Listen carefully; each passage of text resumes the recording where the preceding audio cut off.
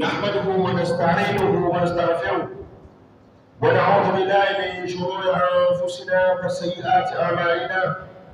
من يهده الله فلا مضل له ومن يضلل فلا هادي له، وأشهد أن لا إله إلا الله وحده لا شريك له، وأشهد أن محمدا عبده ورسوله. اللهم صل على محمد وعلى آل محمد كما صليت على إبراهيم وعلى آل إبراهيم، وبارك على محمد وعلى آل محمد كما باركت على إبراهيم وعلى آل إبراهيم في العالمين إنك حميد مجيد. وبعد، يا عباد الله، إني أوصيكم نفسي أولا بتقوى الله سبحانه وتعالى حق تقواه. قال سبحانه وتعالى في كتابه العزيز الحكيم: أعوذ بالله من الشيطان الرجيم، بسم الله الرحمن الرحيم. إنا أنزلناه في ليلة القدر وما أدراك ما ليلة القدر. ليلة القدر خير من 1000 شهر. تنزل الملائكة والروح فيها بإذن ربهم من كل أمر، سلام هي حتى مطلع الفجر. صدق الله العظيم. يا عباد الله، أما خطبتنا اليوم إن شاء الله سنتكلم سابقوا إلى العمل الصالح في ليلة القدر. وتكفى الإسلام بعد يقوم الله تبارك وتعالى na kumtakia ziada na rehema kiongozi wa umma na Mtume Muhammad sallallahu alaihi wasallam, na kuhusieni pamoja na kuhusia nafsi yangu katika kumcha Allah tabaraka wa taala. Ama hotuba yetu ya leo, tukiwa tunaelekea mwisho kumaliza mwezi wa Ramadhani, hotuba inasema sabiqu ila al-amal salih fi lailatul qadr. Shindaneni, mfanye mashindano, mshindane kwa kutenda matendo mema katika usiku wa cheo. Waislamu, Allah subhanahu wa ta'ala katika kitabu chake kitukufu kuna sura ya Suratul Qadr, sura inazungumzia cheo. Sura hii ni sura ya 97 na ina aya 5 kuanzia aya kwanza mpaka ya mwisho. Allah subhanahu wa ta'ala anasema, Bismillahir Rahmanir Rahim, inna anzalnahu fi lailatul qadr. Hakika sisi tumeiteremsha Qur'ani hii mnayoiona katika usiku wa cheo. Ili neno lailatul qadr lilikuwa halisingefahamika na lisingejulikana isipokuwa baada ya Allah tabaraka wa taala kuleta aya pili tena. Baada ya aya kwanza akaleta aya pili kwa swali, akasema wama adraka ma lailatul qadr, ni kitu gani kitakachokufahamisha Muhammad na umma wako ni upi usiku wa cheo? Akasema hivi, lailatul qadr, usiku wa cheo, khairun min 1000 shahr. Usiku wa cheo matendo yake anayotendwa mle ni bora kuliko miezi 1000. Kwa maana lailatul qadr, ule usiku ni bora kuliko miezi 1000. Tanazzala almalaikatu waruhu fiha, wa usiku wenyewe si kwamba ni usiku wa pita tu, wanashuka malaika wengi, waruhu fiha, na Jibril wakiwemo humo, biidhni rabbihim min kulli amr. Hawaji hivi, wanakuja duniani kwa idhini ya Allah tabaraka wa taala na kutekeleza yale walioelekezwa. Salamun hiya, hii ndiyo amani. Salamu ni amani, hiya ndiyo hii. Salamun hiya, amani ndiyo hii, hata matla al-fajr, mpaka alfajiri inapochomoza. Ina maana usiku wa lailatul qadr ni usiku ambao ni usiku wa amani. Na usiku wa lailatul qadr unaanza wakati gani? ni baada ya jua kuzama pale, ili mradi liwe katika 10 la mwisho. Waislamu, mimi nimejenga swali hapa, ma hiya Lailatul Qadr? Lailatul Qadr ni nini? Allah subhanahu wa ta'ala kadibayanaha wa fassaraha.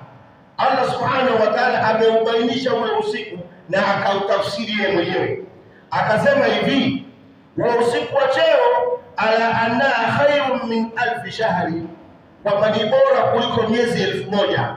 Miezi 1000 ukiingia kwenye hesabu ni kama miaka 80 ya kitu hivi, miezi kidogo.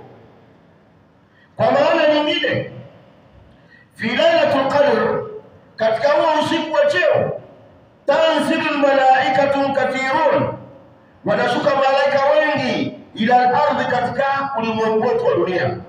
Minhum, miongoni mwa hao, malakun Jibril alayhi salam. Malaika Jibril anakuwa katika msafara. Lakini angalia Qur'ani ilivyoeleza kwamba tanazzalul malaikatu. Sasa roho ilikuwa ina maana gani? Kwa sababu na roho ambaye ni Jibril, kwa nini ataje peke yake wakati yeye ni malaika? Ngoja tuone chini yake. Kwa nini roho ambaye roho amin? Kwa nini malaika Jibril abaguliwe atofautisha na wakati yeye ni malaika? Ingekuwa tanzilul malaikatu basi, au tanazzalul malaikatu basi, lakini imekuja wa roho fiha. Kwa nini imekuja wa roho fiha? Tuwe pamoja. Anasema hivi: idha kana fi ghairi lailatul qadr, ikiwa si katika masiku ya Lailatul Qadr. Naomba unisikilize vizuri. Ikiwa si katika masiku ya Lailatul Qadr, masiku mengine, na maana si katika mwezi wa Ramadhani, miezi mingine Shawwal, Dhulqa'da, Dhulhijja, Muharram, Safar, Rabiul Awwal, Rabiul Thani, Jumadal Ula, mpaka kwenda mpaka Shabani mwisho. Hii miezi yote hii anasema hivi: almalaikatu yastaghfiruna lilladhina amanu. Malaika katika miezi mingine tofauti na mwezi wa Ramadhani, kwa katika masiku ya Lailatul Qadr, malaika huwa wanaombea waumini. Msamaha kwa Allah. Malaika wanaombea waumini Allah wasamehe. Fa kaifa fi Lailatul Qadr? Je, itakuwaje katika usiku wa cheo? Kama siku za kawaida malaika wanatuombea msamaha kwa Allah katika yale tunayokosea, Allah tusamehe. Je, katika usiku wa Lailatul Qadr kwani? Sikiliza vizuri. Allah subhanahu wa ta'ala anaeleza jambo hili. Ukienda katika Qur'ani kuna suratul Ghafir au suratul Mu'min, ina majina mawili. Inaitwa Ghafir au suratul Mu'min, sio suratul Mu'minuna. Maana kuna suratul Mu'minuna na suratul Mu'min. Al-Mu'min ndio inaitwa Ghafir vile vile. Ina majina mawili. Allah subhanahu wa ta'ala anaeleza kuhusu malaika alivyoeleza. Allah subhanahu wa ta'ala anasema hivi: billahi minash shaitani rajim, alladhina yahmiluna al-arsha wa man hawlahu, wale malaika ambao waliobeba arshi ya Rahman. Kuna malaika wamebeba arshi ya Allah tabaraka wa ta'ala, wa man hawlahu, na wale wanaozunguka arshi ya Allah, hao wameibeba toka wameumbwa mpaka leo hawajui kutoka. Lakini kuna wale ambao wanazunguka ile arshi ya Allah tabaraka wa ta'ala, yusabbihuna bihamdi rabbihim. Jambo la kwanza, wao wenyewe wa malaika wanamtakasa Allah tabaraka wa ta'ala kwa kumhimidi bitahmidi wa tasbihat, lakini waliuminuna bihi, na wanamwamini.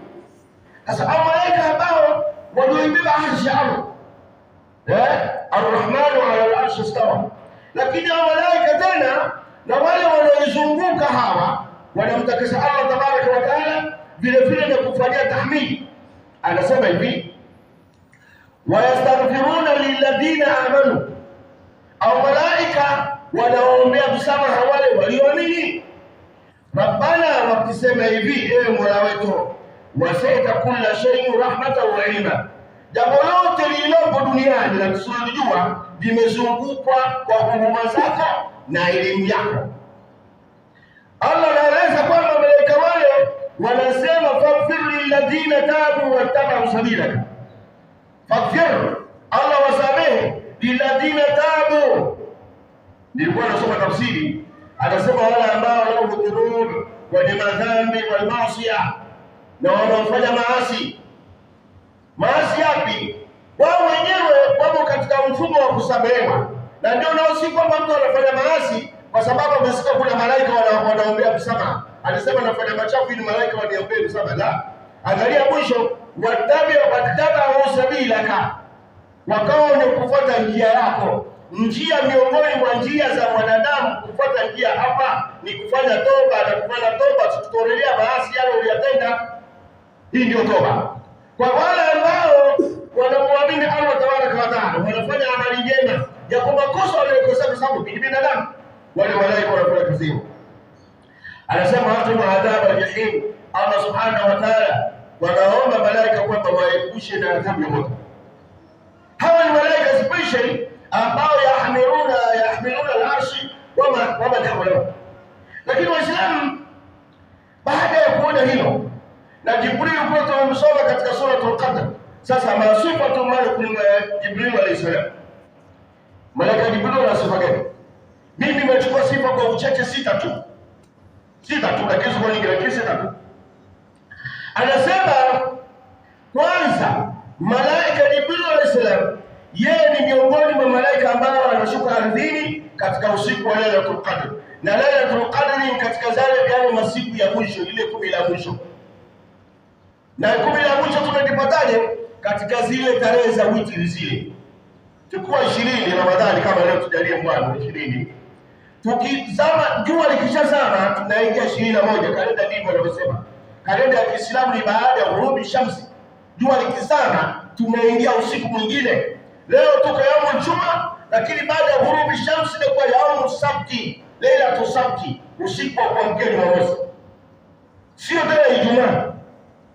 Sasa huyu malaika Jibril ana sifa, lakini si hivyo tu. Awala, jambo la kwanza, msikilize huyo kiumbe alipo.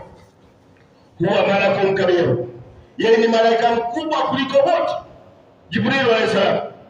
Lakini thania, sifa ya pili, huwa malaku sahibul wahyi ila rusuli, yeye alikuwa ni malaika ambaye aleta ujumbe kwa mitume.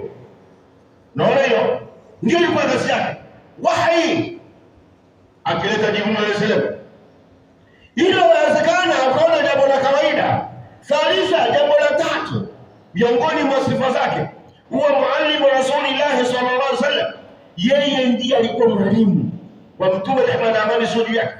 Katika suratul Najm Allah subhanahu wa ta'ala anasema, a'udhu billahi minash shaitani rajim, allamahu shadidul quwa, aliyemfundisha mtume sallallahu ni shadidul quwa. Shadidul quwa ni mwenye nguvu, yani mwalimu wa sallallahu alikuwa ni shadidul quwa, si mwalimu wa kawaida huyo, ana nguvu, na tutaziona nguvu zake tutaona hapo chini. Lakini sifa, katika sifa ya tatu tumesema huwa muallimu Rasulullah sallallahu alaihi wasallam. Arabia, sifa ya 4 katika miongoni mwa sifa za malaika Jibril, huwa alladhi ahlaka qaumul fasiqin minhum qaum Lut.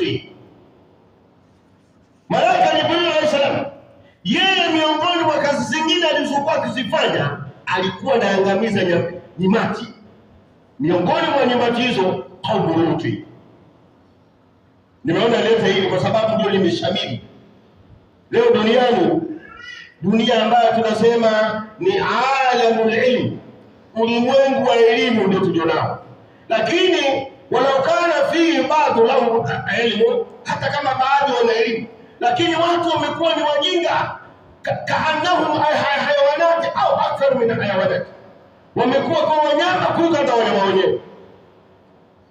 Sasa sisi tunaishi sayari ya dunia, hatuishi sayari nyingine. Hizo akhera. Hakuna mtu ambaye aelewi kwamba ulimwengu umechafuliwa. Kwa nini nisimamia jambo hili kwamba kaumu Lut, kisema Lut mnaelewa hawa walikuwa wanafanya ni wapi? Hawakuwa wanaona. Lakini kilichotokea sasa, ngoja sikiliza vizuri, angalau kwa uchache. Kaumu Lut, Nabii Lut alayhi salamu ameishi na Nabii Ibrahim zama moja. Wakati Allah subhanahu wa ta'ala ameishapitisha kwamba kaumu Lut iangamizwe, malaika Jibril alayhi salam na wenzake walipita nyumbani kwa Nabii Ibrahim kwamba atapata mtoto, wakati Nabii Ibrahim ana miaka karibu 100 na kitu. Akapita kule kama Qur'ani inaweza katika sura Adh-Dhariyat na sura zingine kwamba walipopita kwa Nabii Ibrahim alayhi salam wakatoa salamu na akaitikia salamu akasema akaitikia salamu kwamba mimi sifahamu. Nabii Ibrahim baada ya kuona dhuyufu ni wageni wazuri wakuja kwa sura ya binadamu kumbe ni malaika, yule maana Nabii Ibrahim alichokifanya akachukua ndama akamchinja. Baada ya kumchinja akachoma zile nyama zake akawaletea wale wageni. Alipowaletea wageni chakula kile cha nyama choma, akawaona wageni hawali hawapeleki mikono kula, akaingia hofu. Malaika akasema nahnu malaikatur rahman, sisi ni malaika, sisi sio binadamu. Nabii hakujua, aliona binadamu. Sisi si binadamu, sisi ni malaika, tumekuja kukupa bishara wewe. Lakini la pili tunakwenda kuangamiza kaumu Luti. Allahu Akbar. Nabii Ibrahim akaingia na wao akasema fihim Lutu alayhi salam, kuna Lutu akasema nahnu naarifuhu, si tunamjua kuliko wewe, tunamjua. Angalia kinachotokea. Allah subhanahu wa ta'ala walipokwenda wale malaika mpaka kwa Nabii Luti. Nasimama hili kwa sababu ili watu waelewe, na watu wanaofanya ni watu wanaofanya wanaswao wamebatiza eti mapenzi ya jinsia moja. Qur'ani Allah amesema watu wote wanaofanya ni watu wanaofanyiwa au adhabu kama ile akamu Luti iliyotawapata. Sikiliza vizuri. Basi baada ya kwenda kwa Nabii Luti akaangalia wageni wakajieleza. Mke wa Nabii Luti alichokifanya, aliondoka kapita mlango wa nyuma, akaenda kawaambia mabaradhuri wale waunguni wale, akawaambia fi baitina fi dhuyufo, nyumbani kuna wageni wazuri, taalau njoni. Wale mabwana wakaja. Sasa tunafupisha, twende katika hilaki, tutafuta hotuba nyingine watu walizungumza vizuri. Kilichotokea, Nabii Luti alipewa masharti. Waislamu tumuogope Allah. Kama unafanya maasi unafurahi, unafanya zina unaona raha, unafanya wizi unaona raha, Allah anaadhibu sana. Usicheze na Allah wewe. Kilichotokea, Nabii Luti akaambiwa hivi, wewe utaondoka na waumini na familia yako, na yoyote atakayemkishaondoka asitokee mmoja wenu kuangalia nyuma. Akiangalia lile tukio na atapoteza maisha. Allahu Akbar. Kilichotokea, Allah subhanahu wa ta'ala, Nabii Luti aliambia hii shughuli itafanyika karibu na alfajiri. Watu wamelala. Alichokifanya Malaku Jibril alayhi salam, alichota ile kaumu Luti. Kauli za wanachuoni walikuwa wanasema kwamba wale mabwana walikuwa na vijiji 7, vijiji vya maana, sio vijiji vidogo. Alichota vile vijiji 7 kwa ugawa wake mmoja, mpaka wingu wa dunia unaoona barafu akageuza. Allahu Akbar. Wasallam. Huyo ndio Jibril alayhi salam. Lakini Jibril huyu alikuwa anakuja kwa Bwana Abdul Salama, anaongea Mtume Salama, mama Aisha yuko pala, hata ajui. Anaona kuna sahaba mmoja katika masahaba wa Abdul Salama, mwisho jina lake lilikuwa linaitwa Kalbi, huko mwanzo jina lake ni Sahaba, lakini mwisho Kalbi. Alikuwa anakuja Jibril alayhi salam kwa Bwana Abdul Salama, anaongea naye yeye mama Aisha, mama yetu, anaona Mtume anaongea na sahaba, kumbe anaongea naye na Jibril. Akiondoka akasema atani Jibril ukisalamu. Aliyekuwepo hapa ni Jibril anakusalimia. Watu walipata salamu za malaika. Wewe ndugu yangu umefika na Ramadhani, unashinda kufunga, unashinda kufanya ibada, unacheza zunga, unacheza madude ya ajabu. Man anta, wewe nani? Kama watu walisalimiwa na malaika, mtu mke wake, Mtume anawaambia mke wake, ya Aisha, jaani Jibril yukuriuki salam, kaida Jibril anakusalimia. Imagine wewe unabii tu kwa Waislamu. Alafu anasema khamisa, sifa ya 5 ya Malaku Jibril huwa quwwa, yeye mwenye nguvu. Katika sura Takwir, idha shamsu kuwirat, mwisho Allah amesema a'udhu billahi minash shaitani rajim, dhi quwwati inda dhil arshi makin, dhi quwwati. Walisoma gharama ya Kiarabu, kuna kitu wanaita al-asma sita au al-asma al-khamsa. Dhi quwwati yani ni mtu, kama sema dhumali, mwenye mali, dhul ilmi, mwenye elimu. Dhi quwwati ana nguvu sana. Huyo Jibril anayemsifu ni yule aliyemuumba. Allah anasema dhi quwwati ana nguvu sana. Sasa wewe jiulize, mtu aliyekutengenezea kitu akakwambia hili gari bwana ni gari liko madhubuti, unaonaje? Lakini asadisa, sifa ya sita katika sifa nilizoziandaa mimi, lau 160 ajnihatun, ana mbawa 600. Mbawa sio kama mbawa za kunguru, ifahamu ya akhi, si kama mbawa za ndege hawa, la, ubawa mmoja. Kwa tafsiri wanachuoni wanasema akiutoa hamtaliona anga la dunia hii. Ubawa mmoja, kama ni mchana hamtaona jua, hamtaona mawingu, kama ni usiku hamtaona mwezi, hamtaona nyota. Lao 60 miatu, ana mbawa 600 nazo. Unaonaje ujumbe? Kwa hiyo Allah alipomtaja alikuwa anajua anataja nini. Kwa sababu laqad ra'a Rasulullah sallallahu alaihi wasallam fi lailatul Isra maratul ukhra, Bwana Mtume rehema na amani juu yake alimuona malaika Jibril kwa maumbile yake haya. Malaika walipokuwa wanakuja kwa mitume wanakuja kwa sura ya binadamu. Wewe nikupa maneno kidogo. Siku moja Nabii Ibrahim alayhi salam, wewe nikukumalizia ile alafu na wewe kuingiza kichwani mwako, alimwambia malakul mauti uridu an araka. Malakul mauti nataka nikuone. Nataka kuniona mimi nilivyo wewe. Nataka nikuone, wewe ndiye mtu wa roho na wenzako, nataka nikuone. Malaika hawezi kutoa ruhusa ya kuonwa mpaka kwa idhini ya Allah. Akamwambia mpaka nipate ruhusa. Akapata ruhusa. Akaja anasema nimekuja. Akamwambia Nabiullah Ibrahim, akamwambia Nabii Ibrahim, hebu geuka kama hivi nilivyo hivi. Nilivyokuangalieni geuka, nikageukia. Alipogeuka hivi akamwambia tena undu ile, hebu niangalie. Alipomwangalia malakul maut alivyo, akasema unaona alivyokuwa mzuri hivi, sura nzuri, kijana anawaka. Akasema hivi ndivyo unapokuja kutoa roho za waumini wa Kiislamu. Ndivyo unavyoona, ndivyo unapokuja hivi. Hivi unaponiona hakadha, hivi ndivyo nilivyo. Alafu akamwambia geuka mara ya pili. Alipogeuka akamwambia undurle, hebu niangalie. Alipokuja kumwangalia, subhanallah, aliona kiumbe ambacho mwisho wa urefu haumaliziki.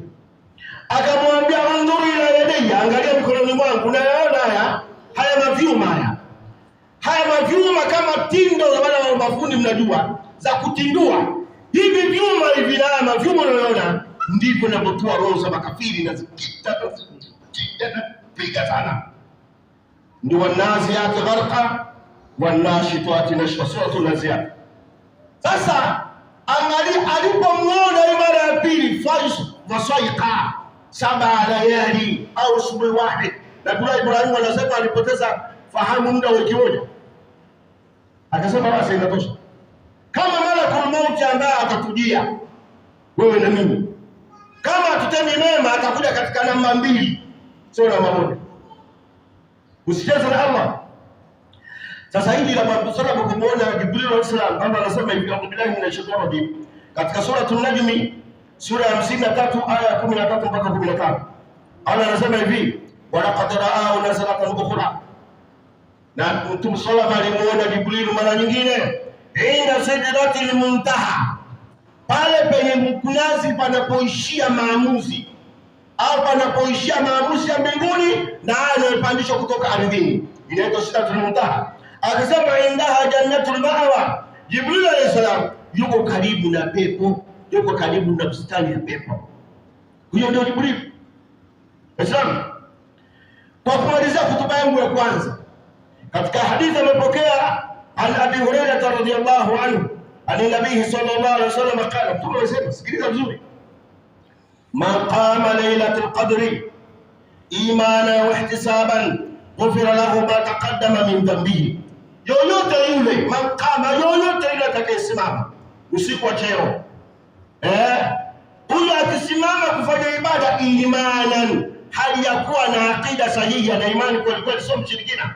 Anaweza kuwa na swali lakini mshirikina, lakini ana swali iliza nalo, ana makaratasi sio matarasimu, ana mazindiko majumbani kwake, hata mshiriki, wewe ni mshirikina.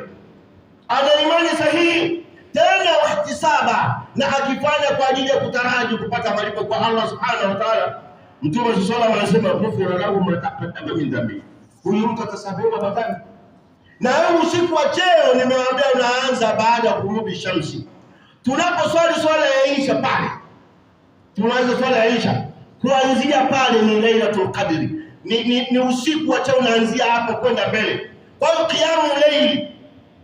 Kiamu Layli inaanza baada ya Isha, swala ya Isha. Ukiswali baada kuswali tarawih pale, au ukaja ukaamka usiku. Wale wanaoamka usiku sasa wanaokesha hawawezi kulingana na wale ambao tunaswali muda wa mapema, yani kwa maana ukaswali baada ya Isha ukaswali tarawih kwa ndoto. Hao wanakuwa na fadhila nyingi kwa sababu gani? Wamelala alafu wameamka. Kwa kuna tofauti. Wala rabbukum antum mukaddaru bidijab. كثيرا طيبا مباركا فيه. أشهد أن لا إله إلا الله وحده لا شريك له، وأشهد أن محمدا عبده ورسوله. اللهم صل على محمد وعلى آل محمد كما صليت على إبراهيم وعلى آل إبراهيم، وبارك على محمد وعلى آل محمد كما باركت على إبراهيم وعلى آل إبراهيم في العالمين إنك حميد مجيد. وبعد أقول الإسلام nakuhusieni pamoja kuishi nafsia, tumche Allah tabaraka wa taala. Ushauri wetu ule uchaji wetu huo ndani ya Ramadhani na baada ya Ramadhani. Ile nidhamu tuliyoonyesha toka tumefunga Ramadhani, hata baada ya Ramadhani, Shawwal, Dhulqa'da, Dhulqa'da, Dhulhijja, Muharram, tuwe na nidhamu ile ile.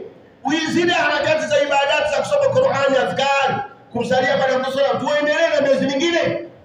Hii ni Ramadhani ambayo tuliyoisije kaharibiwa na shetani.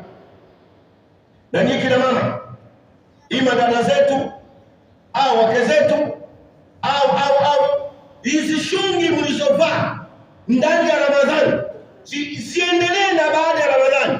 Hivi wewe fikiri, ndani ya Ramadhani alhamdulillah umekuwa ni mtu bora, umekuwa mcha Mungu, umeonyesha ile nidhamu, mama umeonekana wewe viungo vyote umevifunika. Baada ya Ramadhani unaacha shungi wewe. Kwa nini unaacha shungi? Na sheria imekwambia uvae sheria. Basi namaliza hotuba yangu sasa, sikilize hili la mwisho. Anasema ismahu ma tufalu fi lailatul qadr, sikiliza yale maamuzi yanaamriwa katika usiku wa Lailatul Qadr. Kuna mambo yanaamriwa.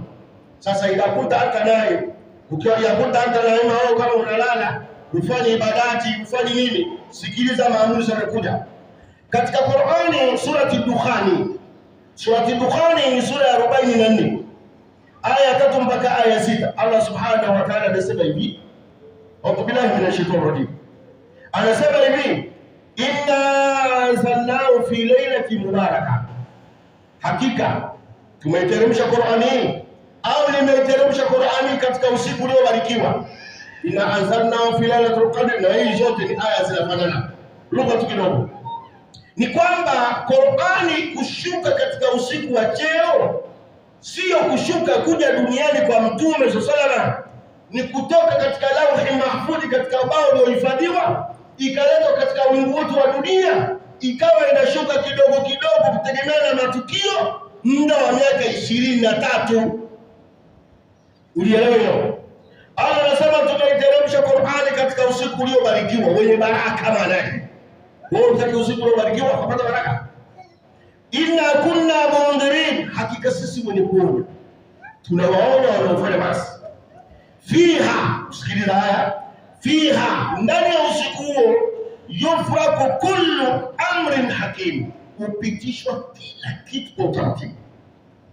Amran min indina, takwambia kinachopitishwa. Hayo ni maamuzi kutoka kwa mimi au kutoka kwetu sisi. Inna kunna mursilin, hakika sisi ndio kuleta wajumbe, mitume mbalimbali. Rahmatan min rabbika, hii ni rehema ya Muhammad kutoka kwa Mola wako na umma wako, ujue innahu, hakika Allah huwa samiul alim, yeye ni mwenye kusikia na ni mwenye kujua. Sasa anasema hivi katika tafsiri sasa, ma yuqda fi lailatul qadri wa yusalu min lawhin mahfudhi ila al-maktabi min al-malaika, yanayopitishwa katika usiku wa cheo alafu yakaletwa kutoka katika lawhi mahfudhi kuja hapa kwa malaika ila al-maktabi min al-malaika. Al-maktabati yani maktaba. Maktaba malaika ni kama vile tunasema maktaba ya Kiswahili. Maandiko yote yanayopitishwa kule mbinguni yanaletwa kwa malaika kwa maandiko. Kila malaika mwenye kazi yake. Yanaletwa yapi? Anasema kullu amri muhkamati min al-ajal wal arzaq, vimbunga vyote, mvua za maafa, mvua za balaa, maradhi, vyote vinapitishwa usiku wa Lailatul Qadr. Mambo ya maisha ya mtu ni usiku wa Lailatul Qadr. Sasa wewe kama unashughulika na ibada, na miongoni mwa vitu ambavyo Mtume sallallahu alayhi wasallam ametufundisha, dini imetufundisha kwamba kitu kinachobadilisha kadari ya Allah, kinachobadilisha ni dua. Unaona kifo tu au umekadiriwa kufa utakufa, lakini maradhi, maajali, maradhi, mabalaa, nini vyote unapomuomba Allah tabaraka wa taala unaondoa. Kwa hiyo usiku mambo yote yanatukia mwaka mzima yanapitishwa usiku wa Lailatul Qadr. Kama wewe utakuwa miongoni mwa wale wafanya ibada au utakunusuru Waislamu, hii ni fursa, chance ya dhahabu. Wengine wa kupata sisi tunaishi miaka kidogo, unaona, lakini Allah subhanahu wa ta'ala akatuwekea usiku wa Lailatul Qadr mwishoni mwa mwezi wa Ramadhani ili tupate thawabu nyingi. Tunaishi umri mdogo lakini tunapata malipo makubwa. Kwa Allah subhanahu wa ta'ala atujalie tuwe miongoni mwa wale wenye kujitahidi katika masiku yanayobakia. Lakini kwa kumaliza, mama Aisha radhiallahu anha alimuuliza Bwana Mtume sallallahu alayhi wasallam, akamwambia hivi, ya Rasulullah, idha